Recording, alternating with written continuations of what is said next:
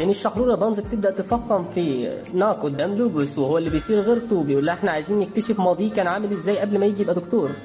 بعدين ناك بيروح يكشف على كاك ويشوفها مشيت على الحمية الغذائية ولا لأ، وبتقابله أديل وبتقول له أنا عارفة إن هي ما عندهاش حاجة، ولكن أنت ذكي عشان قدرت تستغل الموضوع ده.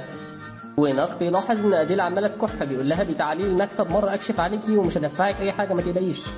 بعدين ناك بيعرض على كوك دواء غالي وبيقول لها لازم تاخديه عشان تخفي، لكن بتقوم كده وتقعد تتمرن لحد ما بيبان عليها التعب، وأول ما بتتعب وتقعد على السرير بتوافق إن هي تشتري الدواء وخلاص.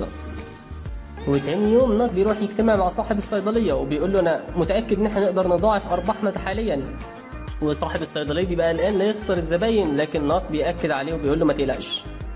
بعدين الشحرورة بانز بتروح لناك العيادة وبتقول له أنا عايزة 4 كشوفات في الشهر، وبتبقى بتعاكسه وهو بيوافق عشان خاطر الفلوس.